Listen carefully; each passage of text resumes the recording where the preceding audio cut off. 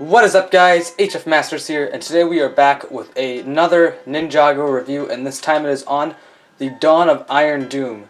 This set retails for $59.99 in the United States, and it comes with 704 pieces. On the front, it shows off basically just the battle happening here, and then on the bottom right corner, it shows the 6 minifigures that are in the set.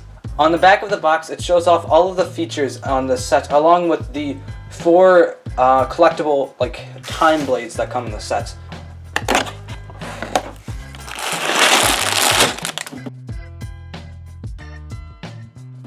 Alright, here is the big mech built up. Now, first of all, I've just got to say, this thing is huge. I mean, obviously, as you can tell, it's clearly big, and I'll just take one of the minifigures. This is actually one of the bad guys. Just look at that compared to a minifigure. Jeez, I mean, you can tell because just look at. I mean, look at. It's not even to this portion, which is just the body section, and of course you have the head.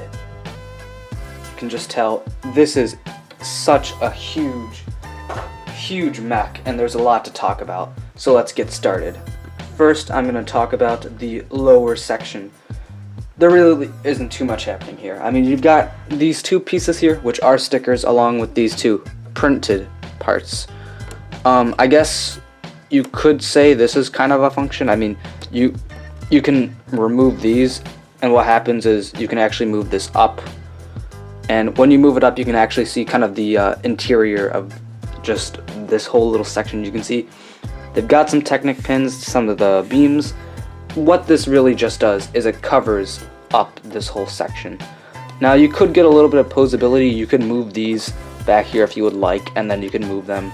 So you could have it, below, and, I mean, that works out. I mean, there's just a ton you could do with this small little section here.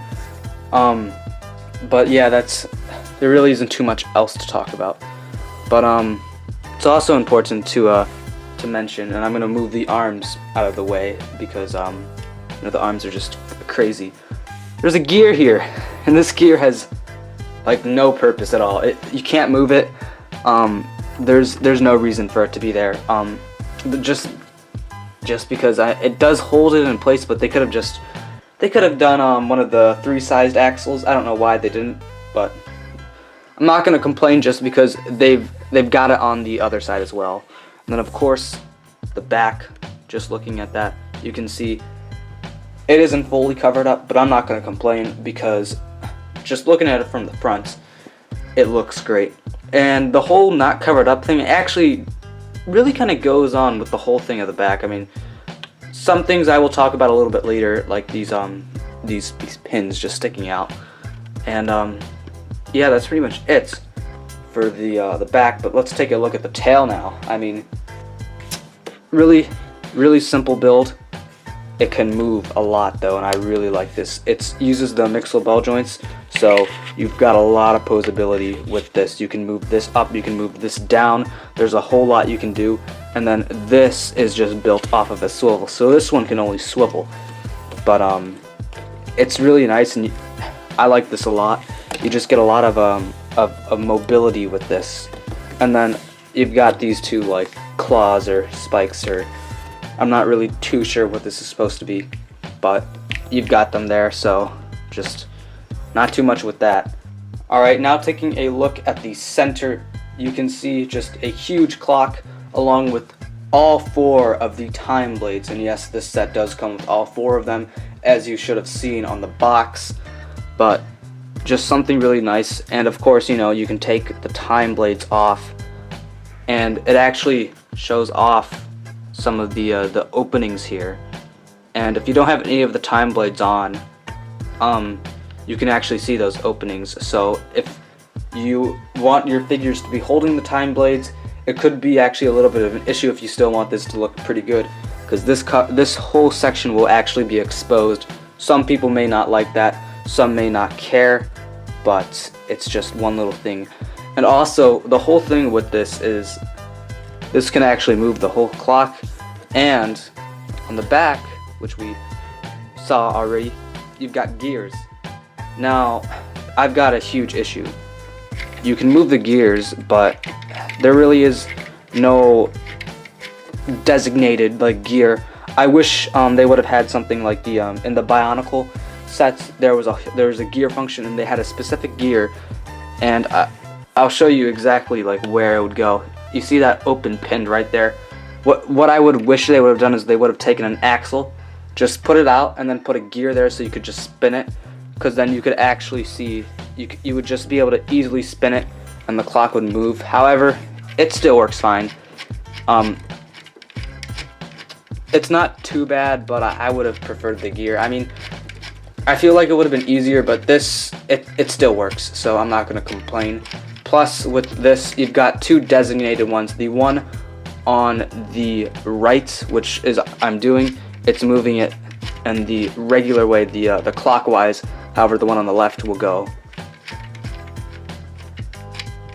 counterclockwise, or you can also make it go clockwise. It just depends on which way you want to move them, which is something I like about that. So that is one thing I will say is a pro about the whole middle section. Now, of course, we've got just little detailings right there, but there really isn't too much going on with the fronts. Now, the head. I mean, this thing, interesting. Not too much going on here. We do have a missile. You just press down, it fires off. Not too much happening here. And you can also see right here, they've got some controls for two figures. And then, of course, you can see better look along with a side view and the arms. Just not too much happening. Just very nice, very covered up. And there's just not too much going on there, which I like. I'm not seeing anything, I'm just seeing nice covered up armor, which I really appreciate. Alright, looking at the arms, you can see not too much is going on here. I mean, you got your generic snakes and your, I guess, generic posability. However, I have one complaint. There is this piece right here, and this piece is terrible. There's no reason it should be there, and it ruins the posability. I mean, you cannot get like any decent poses now just because that piece is there. I mean, I guess you can kind of get a few poses, sorta-ish. Not really. You're not going to get much out of this because this piece is just, it gets in the way too much, and I hate how it's there. I really wish they would have removed that piece. And also, there's another con, and this goes with the arms. When removing the arms, you're going to actually see you've got the sword, but it's hanging on an axle. So if you put it down, it's going to fall off like it just did right there. It doesn't make sense. What they should have done is they should have taken the black pin and then put it there. So I'll show that once again. When you put it down, you can see it's starting to fall off. It falls off. So I don't like that at all. I don't know what they were thinking. Otherwise, the arms are good, though. And then, of course, you've got your sword, and what you can do is, remember that axle, the pin I was talking about earlier, the piece they should have used to connect with the arms? Well, you can put it back on, and boom. There you go. You've got it there. Alright, taking a look at the building part of this set, as you can see, there is quite a few interesting things happening here. First, I want to start off with, this is actually two separate builds, and you can actually, you can take them apart. So you have one section which is like a tower, and then you've got another section which is like a cage, and you can just simply pull them apart. And one other thing I've got to mention, if you have the Vermilion attack set, what you can do is you can actually connect it to the back of the cage or the back of the tower, and it's just something really nice that they've done, just in case if you have the Vermilion attack, or if you wanted to get it, that might be another motivation or a reason why you might want to get the Vermilion attack. Also, there isn't really too much happening here. Of course, you've got the function on the tower. and you just simply move the spear, which acts as a lever sort of, and the cocoon will fall down. And if you've got a minifigure on the little kind of like stand here, you can completely own the minifigure. And then of course in the cocoon there's just 3 studs, nothing too special. And then one last thing, and this is the only other play feature for the tower section, is the fact that you can actually move the ladder around.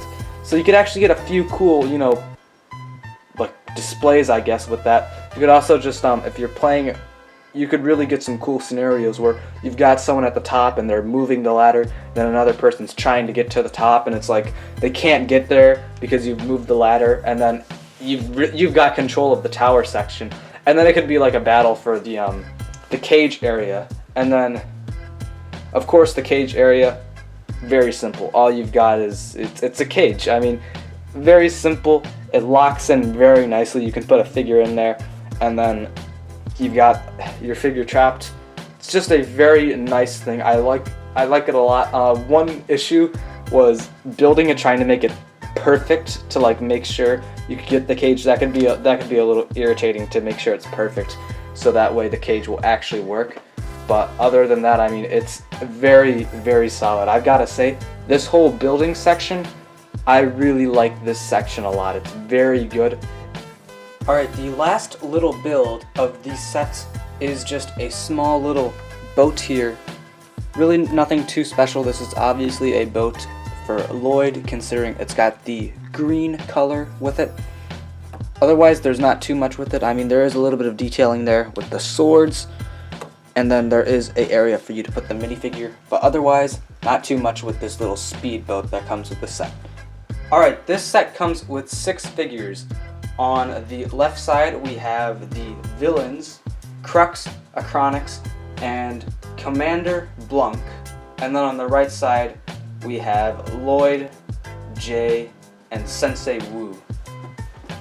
Now, there are 3 figures that are actually exclusive for the Hands of Time wave, which are Crux, Acronix, and then Sensei Wu. However, I'm pretty sure that this version of Sensei Wu has come in another set. If I'm wrong, correct me in the comments section, roast me about it, but I'm pretty sure that this has been used before. But I am certain that Crux and Acronix are new figures, so they are exclusive to the set. And one thing I will mention is that Crux and Acronix also come with hair pieces, which I will be showing off to you, as you can see on the video right now. And Crux is also a familiar character, who is Dr. Saunders, my favorite character from the show. But you guys never thought he would be coming back. Alright, overall, I personally think that this set is a fantastic set, and that's for a variety of reasons. First being that the minifigures in this set are just excellent. You're getting 6 of them, and 2 are exclusive, for sure, from what I know of. Sensei Wu I know is exclusive for this wave, but I'm not too sure about whether or not he is, whether or not the whole torso or face prints and stuff, if any of those are exclusive. And another thing I've got to say, playability. This set is very good. I mean, you've got your little speedboat for the ninja, you've got a building, you've got the mech. However, there are some issues, and the biggest issues I'm having are really with the mech, and it's just the arms, really. I talked about it earlier in the review. The arm is terrible, and it's such a dumb reason, but I cannot get over that, and that really kills the sets. And there is one other thing, which I wouldn't say this is necessarily a con. However, I think that this set would greatly benefit. The mech would greatly benefit if it had a swivel function like the battle suits, or the Bionicle 2016 Toa sets. If it could just move around, it would be an amazing mech. Not to say that the mech isn't bad, but it's got some issues, and it's not perfect. However, I definitely would say this set is worth it. you're getting 700 pieces for $60, and the playability in this set, I mean, I wouldn't say it's a bad set at all. I think that this set is a stellar set. For Ninjago fans, I mean, this set's great. You get all 4 of the time blades. Oh, you can't go wrong with that. You get the 2 bad guys too. I mean, this set is just a fantastic set for kids, fans, and overall, this is a great deal of a set. I cannot be any more pleased. There are some issues, however, I think that overall, this set is an amazing set, and I would definitely recommend you guys to get it. Even if you're not too much of a Ninjago fan, I think that you might want to start collecting, because this set is a very fantastic set. I think this is actually one of the best sets they have released. And overall, I mean, that's it. I hope you guys enjoyed my review on the Dawn of Iron Doom, and until next time, this is Hfmasters saying goodbye.